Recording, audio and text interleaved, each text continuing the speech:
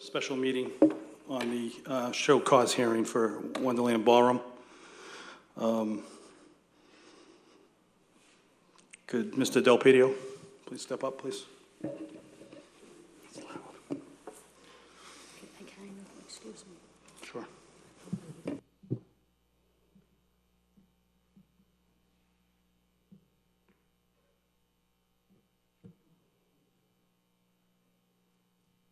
Actually, what I'm going to do is I'm going to have the one of the officers at the establishment read his report.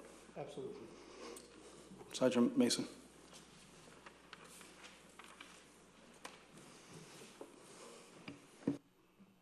Please state your name and address for the record, please. Great. How do you do that? Nope.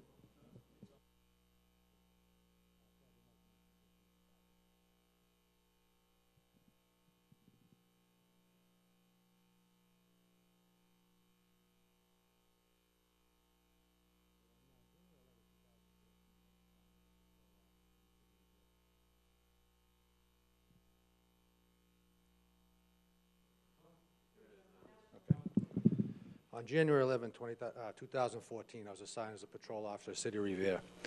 At approximately 1:20 a.m., an officer working the Club Lido detail called for assistance due to some patrons that weren't allowed admission had given them a hard time. They wouldn't leave the premises. Units responded to help that officer, and we cleared those individuals out of there. Approximately 1:51 a.m., I went down there on a directed patrol I initiated myself. The purpose of that directed patrol is just to ensure that the club emptied out in an orderly fashion. I was going to assist patrons in exiting the lot, getting into their vehicles, and so forth. As I was sitting there, the individuals were coming out slowly but surely. I looked at my clock. It was about 20 past 2 at that point. I went to the security people who were working the front door, and I asked why at 20 past 2 the club wasn't closed. I could hear a lot of people upstairs. I didn't go upstairs. Security did make an announcement, and they started getting the people out. And when I say that the people started coming out, they were less than cooperative as being an understatement. At that point, I called for the rest of our officers. At that point, there were 4 officers and a supervisor in the entire city, covering the city. All of us responded, 5 of us, in addition of the detail officer that was there. We were able to clear that lot, and there were some people that weren't happy with us. And we held back quite a bit. When I say we could have made 24 arrests, it's not an exaggeration.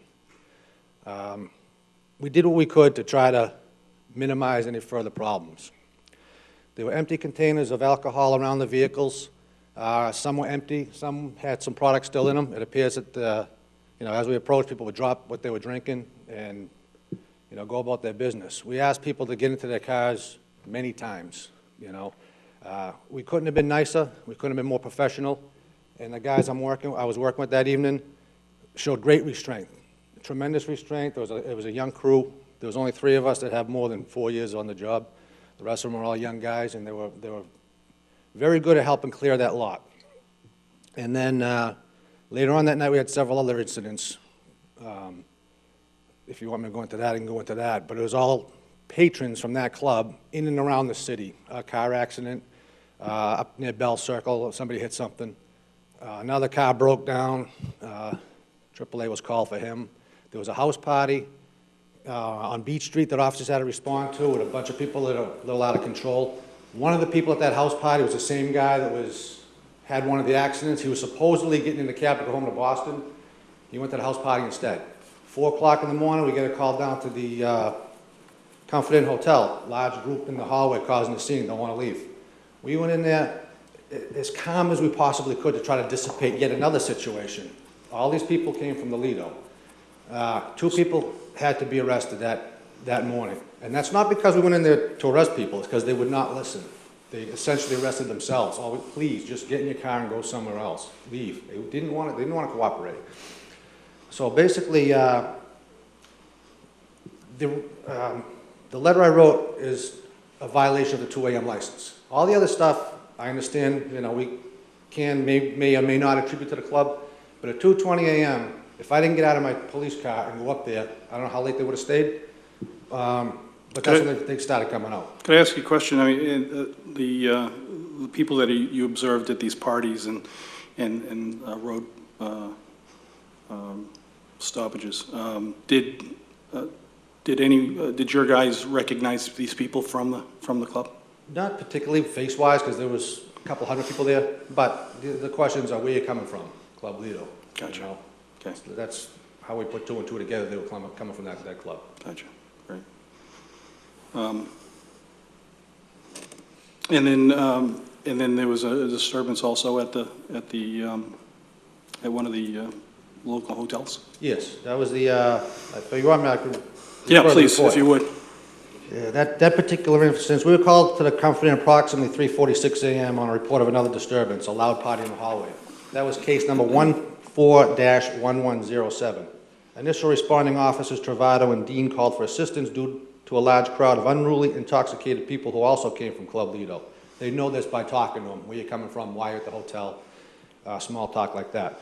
All available units in the city, which was about 4 of us, went down there to try to clear this large group out. Like I said, there were a couple of individuals just did not want to leave. They wanted to argue with us, fight with us, continue to cause unrest. And because of their actions and their refusal to work with us and dissipate in the situation, they had to be arrested. I think one was both disorderly, one might have been an assault as well. I don't have the exact charges on them. So you guys saw patrons leaving the establishment intoxicated? Yeah, yes, without a doubt. Did the detail officer see any patrons entering the establishment intoxicated? That'd be best answered by the detail officer. Is he here today? He is, yeah, it's Officer Zingali Great. sitting there. Could you have him step up to the mic, please? Please state your name for the record, please. Douglas Zingali. Great. And can you tell me if you observed any patrons entering the establishment intoxicated? I didn't observe any patrons entering intoxicated. In fact, the barroom was pretty strict about letting people that appear to be heavily intoxicated not into their club, which is part of the reason that initiated my first call for a cruiser to assist me to get rid of the group of 10 individuals who couldn't get in because of their inebriated state. Great. Okay. And were there any issues inside the club at that point? No. Okay. Any questions? Yes. Linda?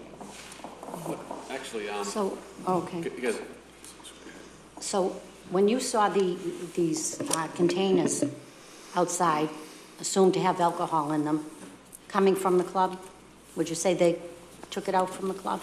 No, ma'am, I believe that the stuff that I saw outside, the alcohol, was brought by the people to the club, either consuming it on the way, in the vehicle beforehand, or in the vehicle afterwards, but it appeared to be store-bought liquor. Okay. And I see here at 110, in this report, it says at that time patrons were still entering the club. Yes, At 110, they're still going in. Last call was 1:30. that was a concern I also had, ma'am. That was Officer Zingali's initial call. At 110, the first call came in from Officer Zingali that this group was trying to get in, and the club would not let them in. Apparently from their state of intoxication, whatever the case may be, we didn't ask. We just moved a bunch of carloads out at that point.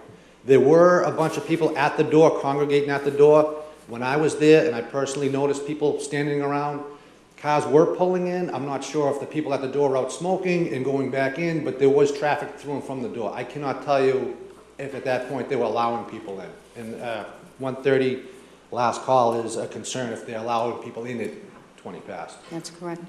Can you tell me, were the owners or whoever was management that evening, were they helpful in assisting the police, or how did they feel things were going, or they just left it up to you, to the Revere Police Department to clear it out? Okay, I can tell you honestly, when I went up to the door, I did not go upstairs, did not speak to any management. I spoke to security at the door. And the minute I said it's 2:20, why are the people still in there? I showed him my cell phone with the time on it. The security immediately made a call on his radio to other security people in an attempt to assist us in getting the people out of there. So I can tell you the security was helpful at that point in helping move the people out of the building. How many people would you say were in the establishment at 220? I was never upstairs in the club. I can only estimate, and there'd be a guess. So upstairs was still going also, Yeah, all thi- rooms? This whole event happened in the rear door in the upstairs club. I was outside in the parking lot on the outside of the door the whole time. I never went into the club, so I can't answer any questions for. Was there music playing at that time? Or no, that was, I couldn't hear any music. I just heard a lot of people. Well, I think by their own statements, they had the music going till 2 o'clock, Okay. because for some reason, they believed that they had a 2:30 license. If that's what the statement they made, that's up to this body to Right. discuss with them. Well, I think 30 years owned in an establishment, or actually the last several years, rolling the hours back to 1, for several years fighting to get it back to 2 o'clock. I don't think 2:30 ever came up. So I really don't buy that confusion. Okay, like I said, man, that's between you and them. Right. My concern was it was 2 o'clock, and the order that I presented is explicitly clear. It says 1:30, last call, drinks off the table at 1:45, bar closed at 2 a.m. That's good. That's the understanding we have. That was presented to us. I remember this discussions back and forth. You know, when people wanted the 2 o'clock license, there was arguments on both sides, and the agreement was, this is how it's gonna be. We were told at roll call that this is, the order came out plain as day that we read, and one of the reasons why I wrote this letter is because at 2:20, there were still people inside, and the slew of problems that occurred after that was just a little overwhelming. And over 20 years is the first time I've ever wrote a letter to you. Did you ever feel that the police were in danger at any time because of, what were there, just 4 on call, from what I understand? I can tell you evening. that when you go into situations like this based on experience, there's things you would like to do and there's things you can't do based on manpower. Based on manpower, what we did is we took a reactive approach. We stepped back quite a bit and we put on our little kid gloves, so to speak, begged and pleaded with these individuals, please get in your car, please leave, you know. Everything we could say to these people to try to de-escalate the situation and prevent something from happening, we did. Because if we made an arrest at that point, or we did something, the crowd could have turned on us. Would it have? I don't know. I can only speculate. But all I can tell you is, when I say the crowd was less than cooperative with the police, that's being kind, you know? And we did everything we could to get them out of there in an orderly fashion, and I think the guys that I worked with that evening did an outstanding job doing that. And because of their restraint, we were able to get everyone out of there without incident, and nobody was hurt. Oh, it's wonderful. I'm Will this glad to hear happen that. again? I don't know. I can't predict the future. so also, excuse me, total number of officers dispatched from the first initial call to throughout the rest of the night? The first specific call was at 1:10. We had a couple more officers that were working until, was it 2 that evening? Working until 2 that evening. At 2 a.m., those officers left. There were 5 patrol sectors working and 1 supervisor on the street. One of those patrol sectors was acting as a jailer that evening. He was in charge of, inside the station, keeping watch on the prisoners to make sure that they were, you know, taken care of and doing what they had to do. So there was 4 sector cars on the street and 1 supervisor. So a total of 5 Yes. throughout the whole night? Yes. Which is- There were officers assigned to the station as well, but dispatch, OIC, and a call Okay. taker. So all of these are more or less focused on this issue or this event from the start to the finish? Every car on the street was involved with this. Okay. On both the first call, everyone we had went, and on the subsequent call, everyone we had went as well. And these little skirmishes around the city that resulted from that, not everybody went. A couple went to the house party, a couple went to the accidents. Everybody did go to the hotel though. Gotcha. That was, we could all respond to that. Okay, Can you I'm just good. tell me, just an estimate, how old do you think the patrons were that evening? How old? That were acting up? What age group?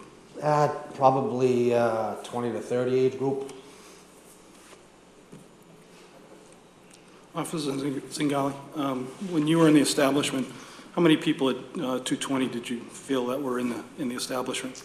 At 2:20, well, between 2 and 2:20, Between, when they were yeah, supposed to be between 2. letting out, there were probably, a guess would have been probably about 35 to 40 waiting at the coat check to get their coats. And what about upstairs? Any idea upstairs? That's it. It was Oh, that the was only it? club that was open that was the upstairs, and I believe they maxed out that night Gotcha. at about maybe 400 patrons. So it wasn't a full house. The delay in getting personnel out after 2 o'clock is why, another reason why I came here was to answer the questions to that, which is, like Sergeant Mason, I've been doing this for 17 years, and I've worked every barroom detail in the city, to include the ballroom. When the Revere Police did 90% of the security work there and had 15 guys a night working there. Now we're down to a couple there, and they have a lot of security to handle any problems. With that said, there has always been a 2 o'clock shutdown of all the alcoholic establishments over the years. Every bar I've ever worked for, I've cleared the bars, the August Moon, Juniors, Reardons, etc. With the ballroom, there always was an unwritten rule, if you will, that there was a grace period between the time that the lights and the music stopped to the time that you were to get the people out. And it always was never even questioned. This is the first time it's actually even come up to a question. So I think it just comes down to not negligence or anything on the part of the ballroom, or the police for that matter, just the fact of maybe a miscommunication about the new license when it was given out for 2 o'clock and how strict that was going to be enforced, because when their license was back to 1 o'clock, we were still getting them out at 1:20, 1:30. So it wasn't like we were ever told 5 or 6 years ago to get them out exactly at 1 o'clock either. And maybe that's coming to a surprise to you or not, but I'm telling you. Well, I can tell you. It's been in violation for years. Well, I can tell you I've worked that detail for 17 years now. And I've worked that detail every weekend for the last 8 years. And they've never gotten out at whether it was a 1 o'clock license or a 2 o'clock license. There's always been a grace period, and it's Well, never they've been questioned. had it. Legally, they haven't had it. They probably they made a grace period for themselves, because no one gets a grace period. Well, I don't know if they made a grace period themselves, because ultimately the police would have to know whether or not ultimately we're responsible at 2 o'clock in the morning also. We're responsible for the safety of the patrons and for the employees. So I think should have been clarified with the Revere Police Department and the detail office as to how strict you wanted that following, considering the 17 years that I've worked the ballroom over the years, that has never been an issue. There's never. But I've never heard of that, to be honest with you. Well, that's a good thing, I never isn't it? knew, but the thing, no, it isn't a good thing, because we've had other police officers, incidences down there. Well, that doesn't surprise It's me. always been throughout the whole city. Why would one be any different than anyone else? 2 o'clock is, I mean, I think we were pretty clear that if there was a live band, that music would end at 1. And they have done that. Last 1 call. o'clock. 1 Last o'clock. call is 1:30. Lights on at Everyone out at 1:45. Yep, absolutely. And again, that all comes down to a miscommunication, but it's not a miscommunication in the last 2 weeks or 2 months. It's a miscommunication over the last 10, 15 years. It's a difference, and as I said before, Yeah. we've been responsible for August Moon and all the bars over the years that, by the way, are no longer around. We were responsible to get those bodies out, and we did it. You're talking about a club that has 3 separate clubs with maximum, I believe is upstairs, is 600, back room 300, and the main ballroom 13 to 1400.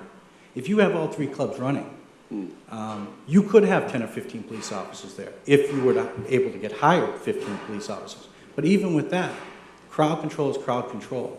If a woman who's 65 years old is waiting for a coat at the coat check, the Revere Police are not going to shove her out the front door.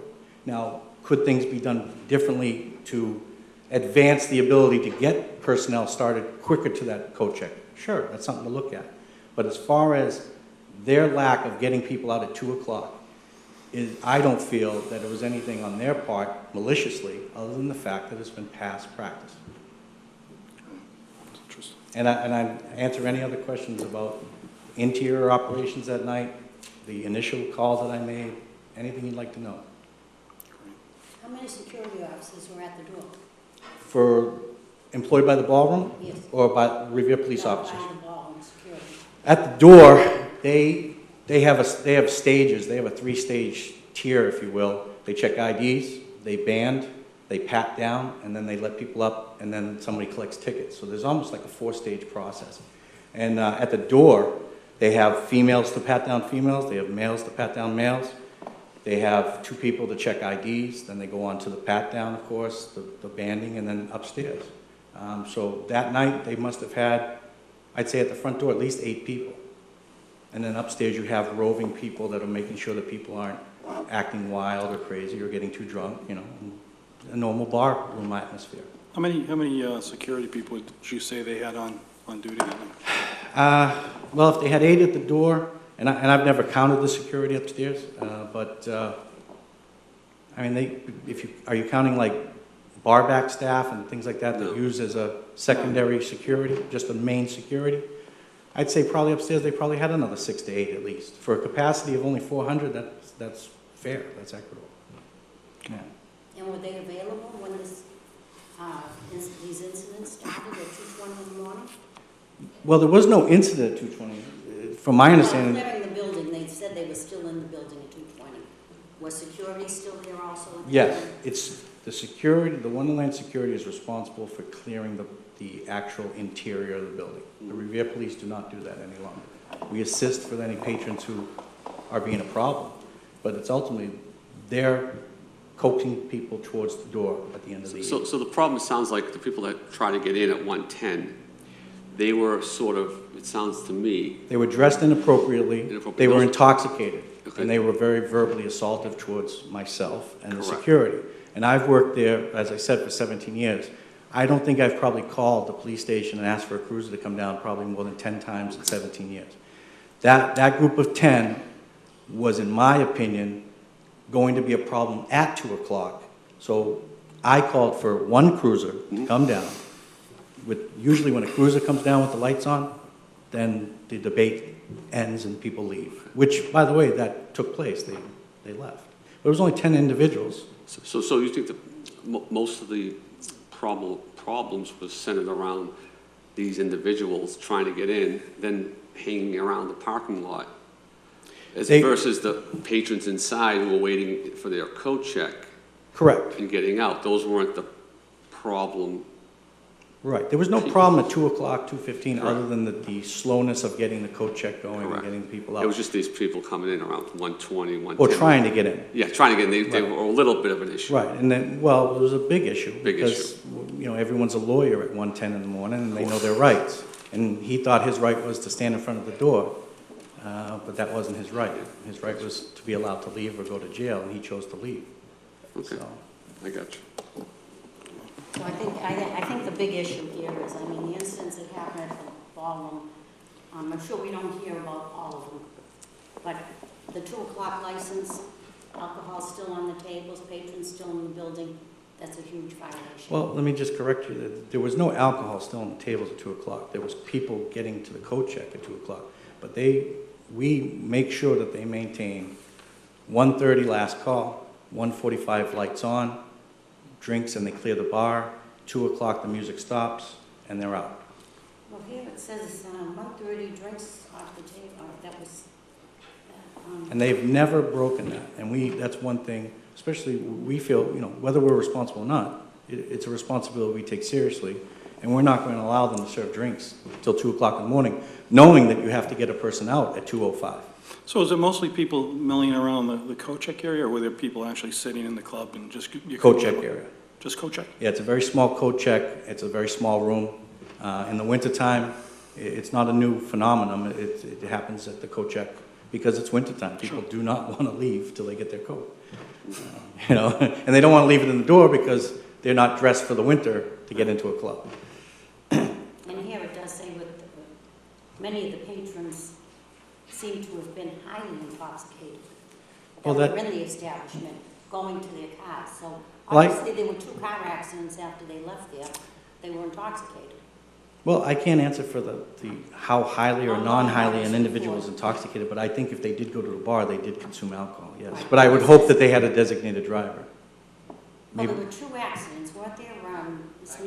There were 2 accidents, legally, one in the lot and one The down accident, in Donuts, I think. the accidents referred to in the report that I submitted, one was a disabled vehicle. He hit either a pothole or a curb or something like that, and sustained a tire problem. AAA came and helped him with his tire problem. There was another accident involving a patron that left. I was not at that scene. and I'm not sure if there was any issues with the driver being impaired.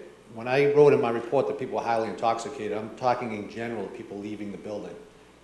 Right, leaving, Yeah, right, coming out of the building highly intoxicated, and there was also a mention of an overwhelming power of smell of burnt marijuana. yes, I see that here. It was ridiculous, okay? It's just like a big wave coming out the door that I can clearly smell. And maybe it's decriminalized in the state, I get that, but, you know, I'm giving you my impression of what I saw outside. I can't say what happened inside because I wasn't inside. But yes, people were highly intoxicated. The people we saw getting behind the wheel and driving, we didn't have probable cause to believe that they were intoxicated. They may have had designated drivers, and that's kudos to them. But a lot of people leaving the club were drunk, they were high, there were evidence of people smoking marijuana, and that's just a Okay, fact. that's what my concerns are, is what happened in the club. And clearly, they were overserved, and whether they were smoking marijuana or not, but I would have to say, if they left there, some of them had to be drinking and driving through our streets, which caused these little incidents happening. And if they were intoxicated when they got to the hotel, I'm sure they didn't walk there.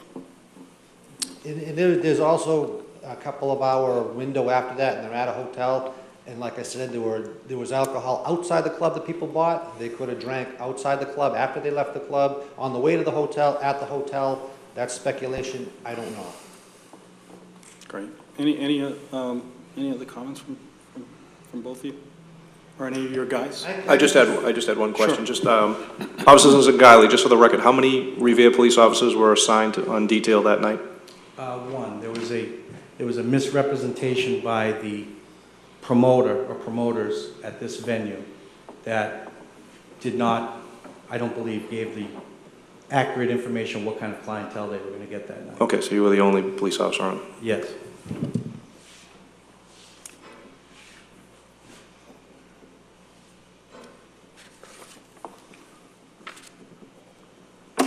Did the other officer have anything to? No. Do you guys have any other questions? Great, thank you guys. No, I think If you we have a guys could clear just picture hang of what tight happened. for a few minutes. Mr. Del Pidio, could you, So so you've heard the officers' comments and you know, our concern, and we have a number of questions, but I mean, my main concern, there's a number of concerns I have. One is this is the second time we've heard an issue regarding a promoter and not knowing what we're going to have in terms of patrons at the establishment. I'm uncomfortable about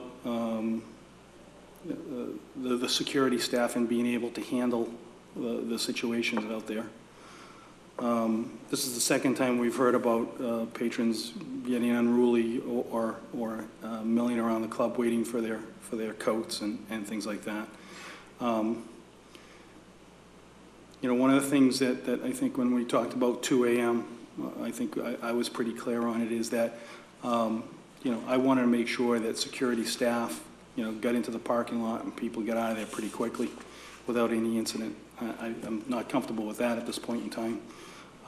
And the fact that, you know, we're putting guys in danger here, not only your guys, but, you know, Revere police officers, not to mention the cost involved in doing that and then leaving the city unattended for anything else that takes place in here. So I've got a number of concerns that I'd like to hear some responses on, but if you could give us, you know, your side of the story as to how you view it. I mean, and the other thing that I find extremely disturbing is that I think we were pretty clear, and I think we had a little bit of discussion on what time live bands were going to close or what time music was going to go off, what the last call was, and when everybody had to be out of the establishment. And I don't have comfort in any one of those questions at this point in time. So if you could give us a you know, a thumbnail sketch of what you feel, you know, went down that night, and then we'll have some questions. Excuse me, I just, one question. Were you there that evening? I would like to speak to someone that was there. Ross was there that evening. Yes. Well, you were here last week also. But first of all, I'd just like to say that we apologize to this board and to the Revere Police Department. The last thing we ever want to do is to have anybody in harm's way, that anybody would get hurt. No, I was not there that evening. That's why we're here today, because I asked for me to, if you could postpone it till I get back from vacation. And Taras was there that night. And to let you know how many people we had there, we had 297 people on our clicker.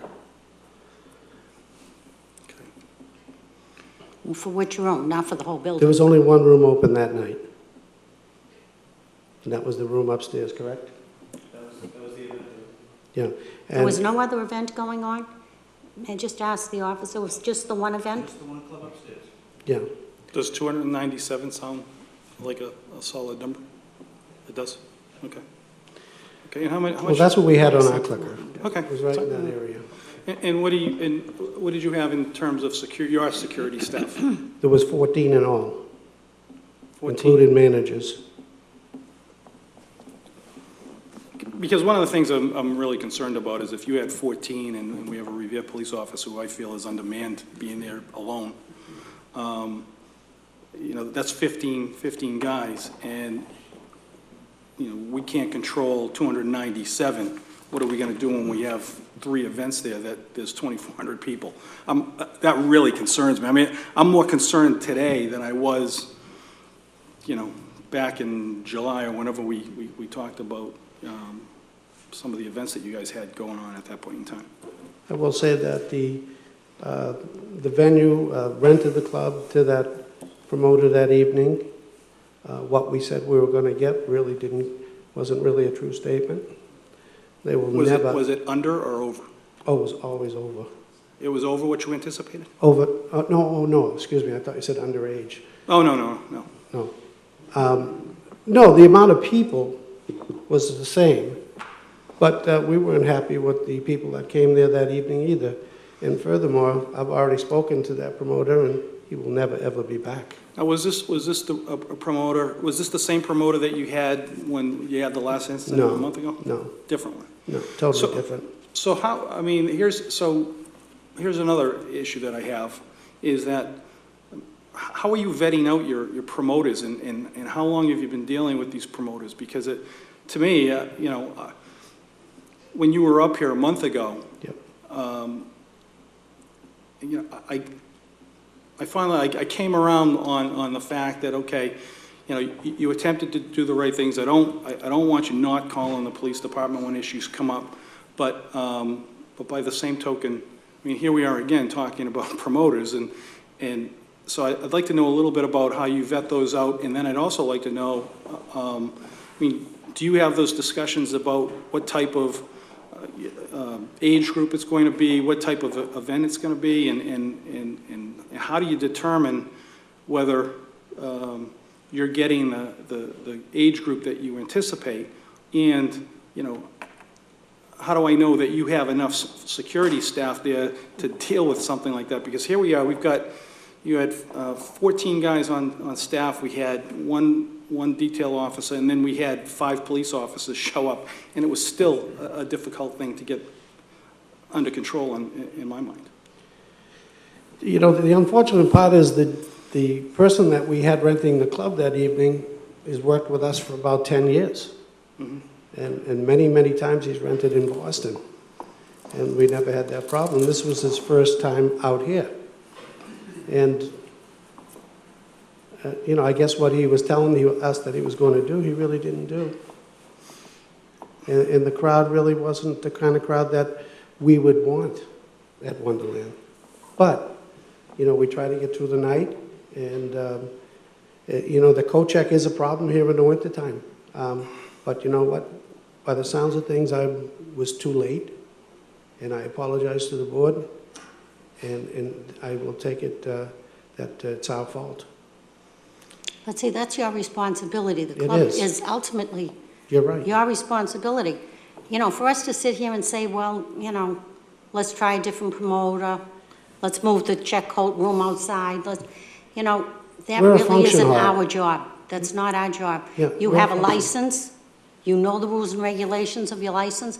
It's not our job to run your business. Very true, very true. We are a function hall, and, you know, we live off of functions coming in, and that's how we do it. Unfortunately, this didn't turn out that well. I will say that I really wasn't 1,000% sure that we couldn't go. I didn't really know the end time, to be totally honest with you, and I know you could have said, well, you know better, but I'm telling you the truth. All the times you came up here and we were speaking about 2 o'clock and 1 o'clock licenses, 2 Well, o'clock never originally rang you a said bell. 1 o'clock for the bands, and we have absolutely done that every time. There isn't a time yet that we have gone over 1 o'clock with our bands. 1:30 is the last call, and then the lights go on at 1:45.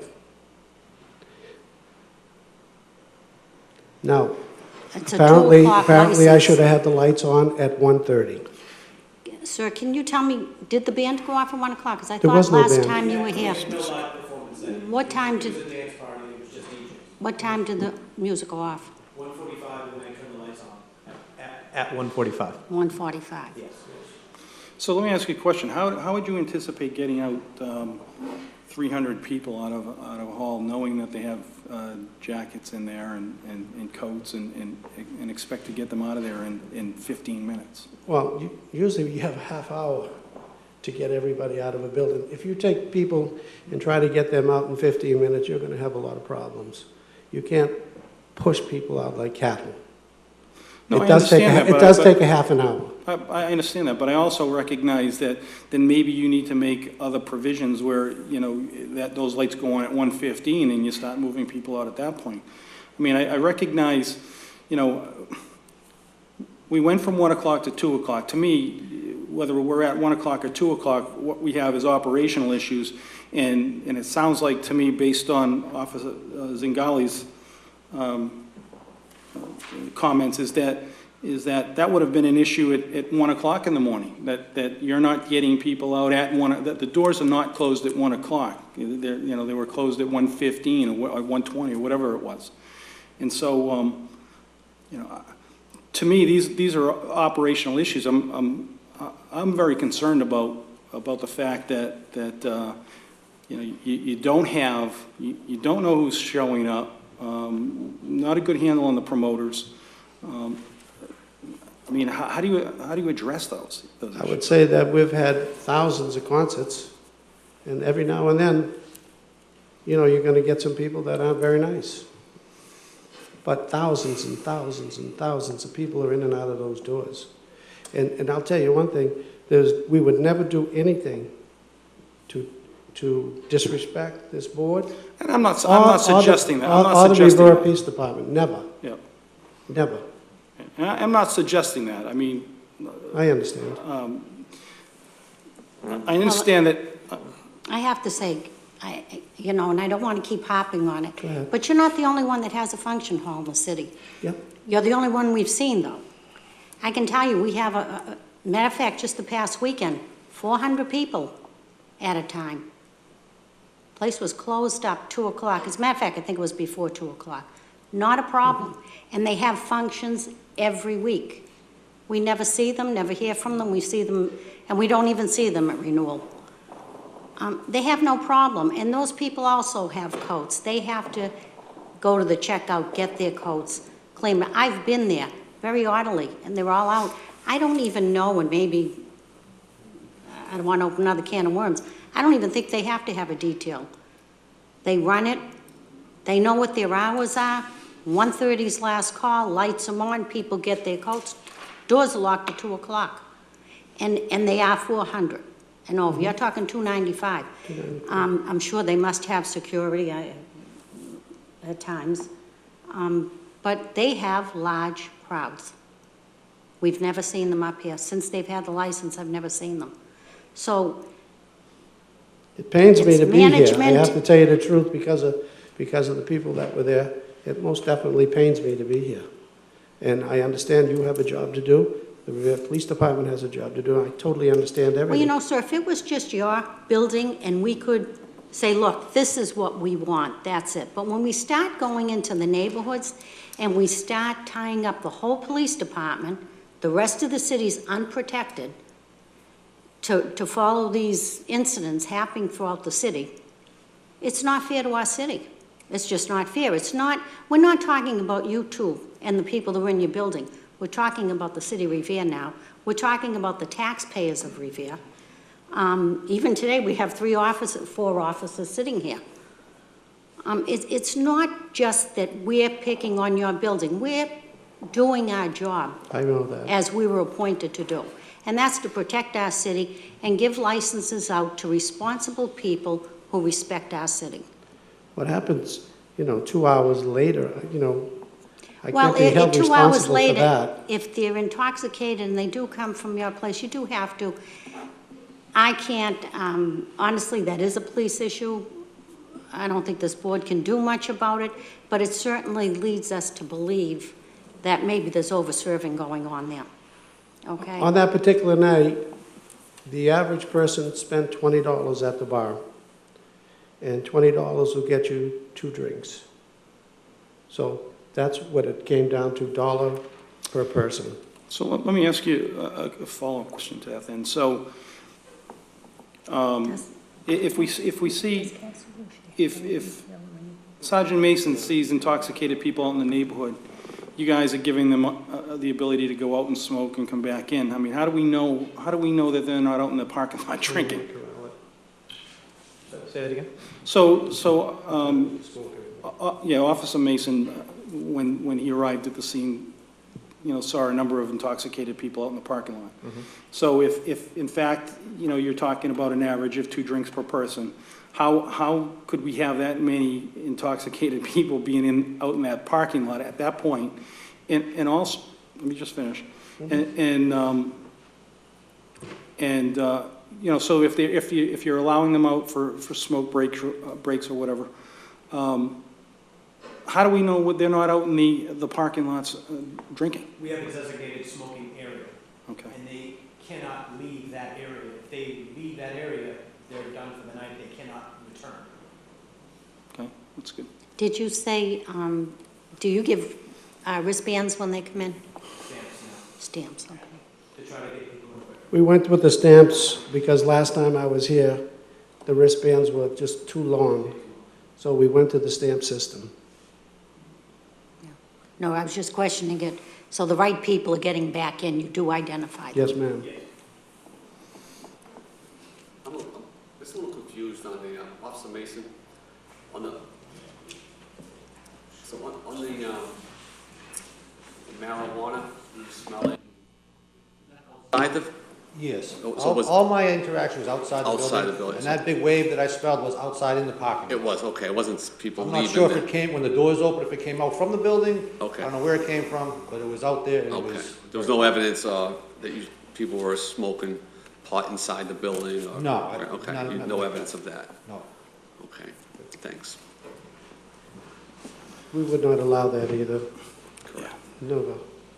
So, I wouldn't think so. No. no, I just wanted to clarify something. Lieutenant Randall, so you had some discussions with the chief and others with respect to detailed officers, and what was the, Yes, I met with the chief, with the officers in Zingale. He was also the officer who assigns details for the week for the department. And we sat down to come up with some numbers that the Revere Police Department would be comfortable with as far as assigning to events at the ballroom. I think as a rule, the ballroom calls in during the middle of the week to the detail office to inform them what type of events and what size events they anticipate for the weekend. And then the detail officers in turn assigns out officers for those events. In talking with the chief, we would be comfortable with a policy that there is never one police officer assigned to any event at the ballroom. We don't want one guy there alone. That's fine. okay. So we never have just one, and we'd like to have a system, say a ratio we would be comfortable with would be if you're anticipating 200, for every 250 patrons you anticipate, we would like to have a police officer. So an event that anticipates an attendance of 1,000, you would have 4 police officers. That would be a number that we could live with. Well, that's something that the owners would have to, I can't answer for the owners on that one. But the owners can give you a call and go over all that with you. Okay, so, sorry. May I just ask, Officer, would we, say they called and needed 4 officers for detail, would we have them available? Are there times when, I mean, there's a lot of factors that come into play. I mean, how many officers are actually available on the list we have? How many other events are going on that particular time? But if they call with enough advance notice, if they call, at least a couple of days ahead of time, I'm sure that we would be comfortable that we could fill the details of their request. it would be? So you're not sure about that? You want to speak to someone else about that, having an Well, officer for that's an every answer for the 250? owners. Yeah. They'll have to speak to the police department. I can't answer for them. So how do you plan to deal with promoters? Sure, absolutely. As far as the assignment details with the amount of personnel for clients, I call him a week in advance. So if I call him today on Wednesday, it's for next weekend. So it's over 7 days that I get the venue, what kind of clientele, and then we come up with a number. And regardless of what the owners will discuss later on about per 250, he's never balked at if I said, if you're expecting 1,000 people, we need X amount of cops. And he's never balked at a number. So I don't think that's ever going to be an issue. Well, I think it was many years ago. Say something big was in the city, we did a sandcastle or, an anniversary on the beach, and you did not have the officers. What would you do at that point? Well, that's happened many times. The last Right. event we just had at the beach, the state police couldn't cover everything. We had everything from Revere police officers there to Everett to Chelsea to... So you do go to another city and would... We do. We you do. call all the surrounding cities and we ask to try to cover that. I can say we've never really come up short in the last few years at the ballroom, but could it happen? Sure, we could be short. If you wanted 4, we might only have 3 that night, depending on what... If it's a Super Bowl weekend like this weekend and everybody wants to stay home and watch the Super Bowl, they're not going to work Sunday night, if there was an event, I should say. So same thing with holidays. That's why there's a small group of individuals who will work these type of details because it's late at night, it's an alcohol establishment, things like that. So, but we've never had a problem filling it, and they've never had a problem with agreeing with us when we say how many we think we need for that kind of a show. Okay. Okay. Because I know in the past, there was a couple of times where we couldn't fill it. Yeah, The ballroom. I took over the detail office about a year ago, and we've never had a problem filling it. so No, I far. don't think in the last year. And again, he's only been there for about, probably even a year or so. We've gone through many management, many owners, so this is not a new issue. It goes with the new owner, new management, et cetera. And we all have to work it out amongst ourselves, and I think we've had a good relationship with the ballroom. I remember how it was years ago, and believe me, it's nowhere close to what it was years ago, to the amount of problems, I should say. Well, I think that's the problem with the board. We do remember years ago what happened, and we're concerned, you know, I've been and, there 10 years ago when there was a riot, and we had to call Boston in. and oh, I everyone. remember that well. But we have not had that type of a problem, I can tell you that. We've not had anything close to that in the last 5 to 8 Well, years. I think it's because we are communicating more and we're trying to work, we're pro-business. We're not Absolutely. out to put business, they pay their taxes, but we also are concerned about the city of Revere. I know Number it's- one concern. I spoke to the management about this, and I think it clearly just comes down to misinterpretation of the rule, of the amount of time to get the personnel.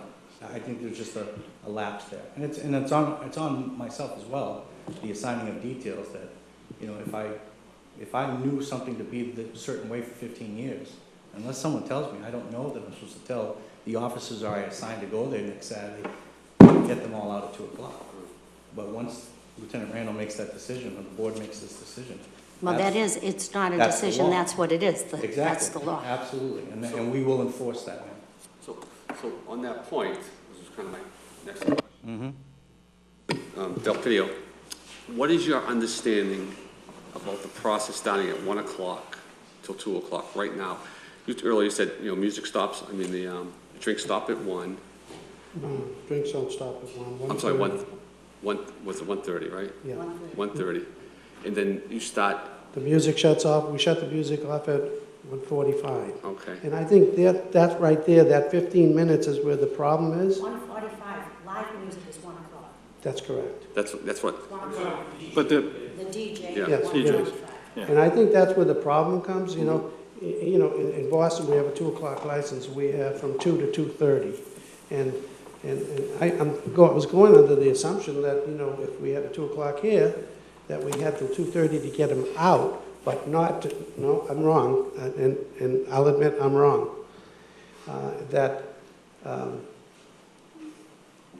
But from now on, we will be empty at 2 o'clock. so can we do this, Maggie? Can we get a written document sent out to Mr. Delpidio about the time of, you know, the last drink, you know, last cup?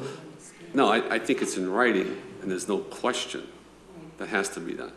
So, and not only maybe to all of the established owners, that way there's no questions, you can't come back and say, yeah, and I understand, yeah, it might have been a miscommunication on our part, it might have been on your part, but it's here nor there. So we can clarify that. Right. Okay. I think that the best thing about today is that the communication between us and the board and the Revere Police Department, that we know our rules and regulations right to the T. And from this moment on, if we should violate that, throw the book at me. Correct, and then, and obviously to the Revere Police, we get that out as well, so they know, and that everybody's on the same page.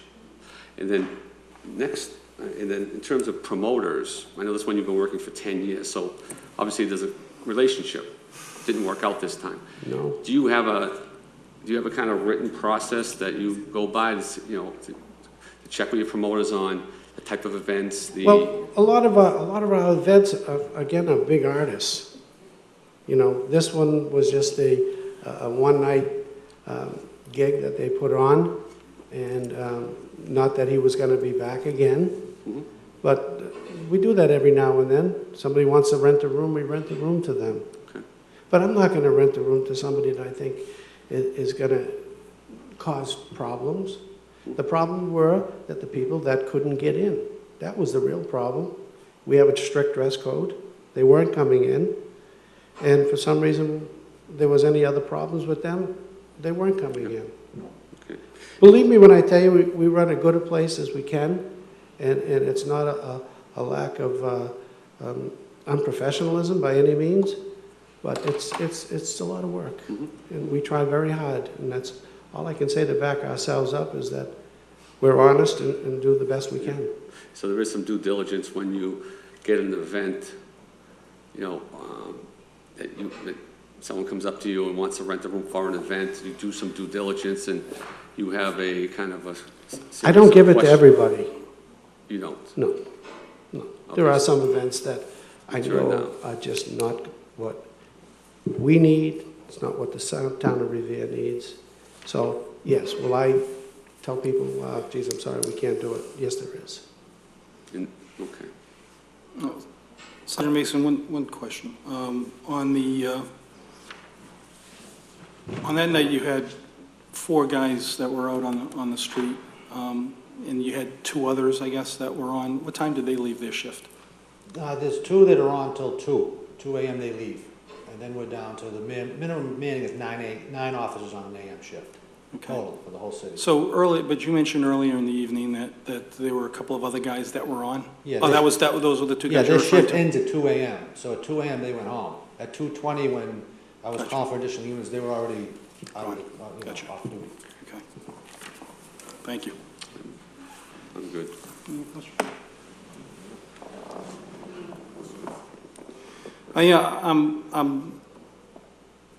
I do believe that you try to do the right thing and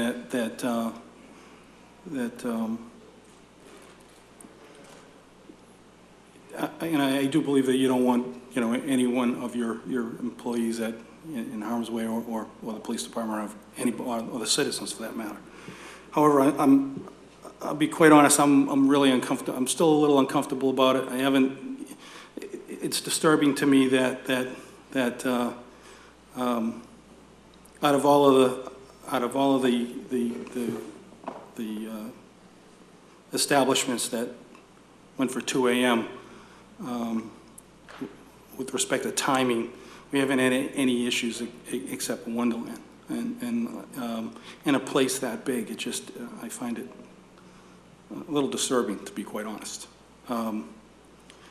I'm going to make a recommendation to go to 1 a.m. for 90 days till May 1st. And hopefully at that point in time that you guys can demonstrate that we can run an establishment with very little issue. I recognize you're going to have issues. I mean, it's the nature of the business, but by the same token, to me, it was really disturbing to find out that, they had all of these incidents going on, and we just didn't have enough manpower. And the fact that these guys leave at 2 really leads me to believe that I'd like to try 1 a.m. for 90 days, and then we'll go back to 2 a.m. starting May 1st, and we'll see how it goes from there. Is there a motion on the table? I'm sorry, is there a second to my motion? I'm going to second the motion. All in favor, say aye. Aye. Aye. I have one question, if you don't mind. Sure. How about the events that we have booked right now? I'm sorry, I think it's 1 a.m. You also have one coming up as well on February 14th. I'd like to know a little bit about that one before we Taras will give the Revere Police Department, as he always does, everything that's going on. Well, you're on the agenda now. Is that what we're talking about? That's correct. You're on the agenda now I know what for you're 1 talking about. a.m. Forgive me, yes. Sorry. So can you tell us a little bit about your event on February 14th? Or- Well, it's... It's a Latin band. Go ahead. The name of the band is Plan B, Latin band. A lot of love songs. I'm sorry? Oh, I'm sorry, could you say your name and address? Taras Hrevik, Thank you. 70 Bellingham Street, Great. apartment 11, Chelsea, Mass. Great, thank you. I'm sorry, continue. For that event for Valentine's Day, it is a live act. The name is Plan B. They're a Latin artist, large female following, a lot of love songs. Any questions? What's the expected number of patrons? I'd say between 800 and 1,000, somewhere in that range.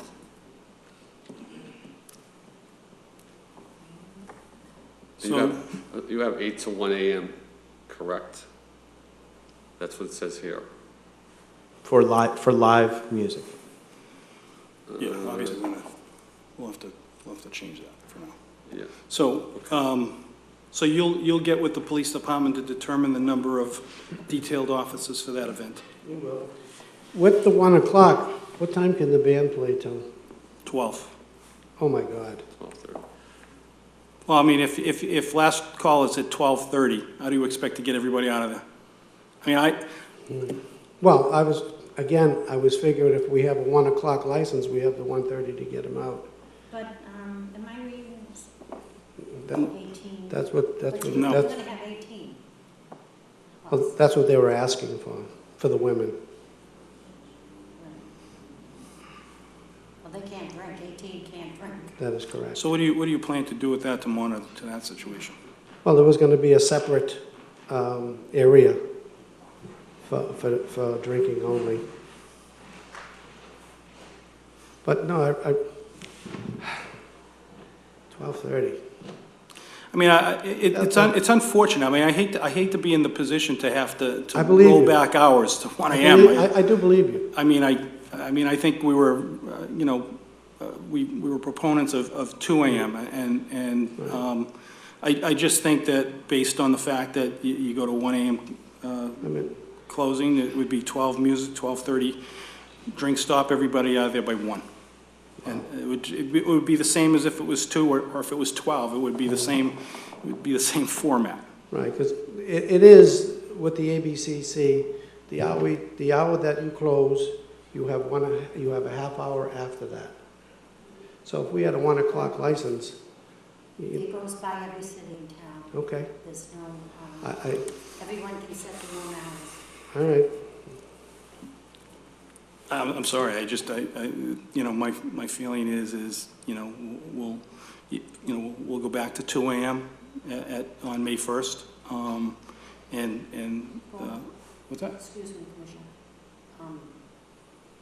We can have a hearing at that time, but if any incidents, obviously. Yeah, I yeah, don't you're wanna right. make Absolutely. a statement now that I'm gonna say. Understandable. Okay, so assuming that, you know, in this period of time, if there aren't any incidents, I don't have a problem going back to 2 AM.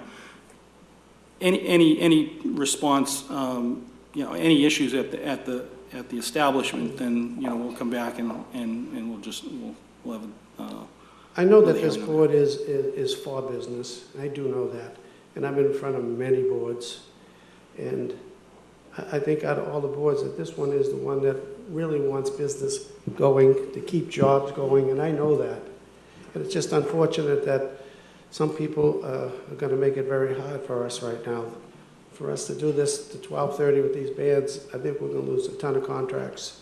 But I can't change anything, you have to make the rule on that.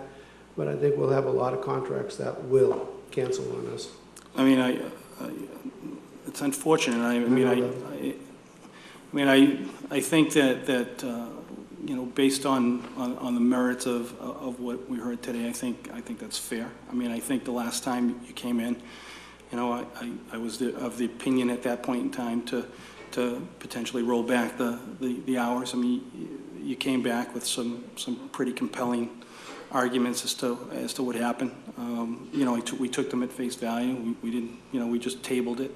You know, my feeling at this point in time is that now we're talking about the second incident in a month, and I'm just not comfortable, and I don't think any of our board members are at this point in time either. And I think that, you know, we're not, you know, it's not something that we've done indefinitely. I think we're just giving you an opportunity to you know, demonstrate that you know, we can do this without any issues. Okay. Great, thank you guys, appreciate it. Oh, I'm sorry, we still owe you a vote on the February 14th date. Is a live band. That's a live band on the 14th? Yes. Okay. Go ahead. Because usually it's an hour before last call. I have no problem. See, I know this isn't your problem, but we've already signed a contract letting them know that they can go to 1 o'clock, and now I'm gonna have a breach of contract, but I understand you're making the rule because of where we are today. Well, I have no problem extending it. Usually it's an hour before. I have no problem extending that till 12:30, the live band. So it would only be a half-hour difference from your contract. That might help us. If, Is there a motion on the table? I would make a motion to allow the live band till 12:30. Is there a second to that motion? I'll second the motion. All in favor, say aye. Aye. Aye. Okay, so we'll, Is that just for that event? or- just for that event. Just for that Just for that event, because you're under contract on it. Yeah. Yeah, we'll vote on the license, but I also, if we vote to agree to let this go forward, then the next step is for you to meet with the police department to determine how many officers should be at this event. Yes. Okay. Is there a motion on the table for the event? Make a motion for the event to happen on February 14th. A second to that motion? I'll second the motion. All in favor, say aye. Aye. Aye. Ayes, Rosa. Thank you. Appreciate your time. We'll now close today's show cause hearing for Wonderland.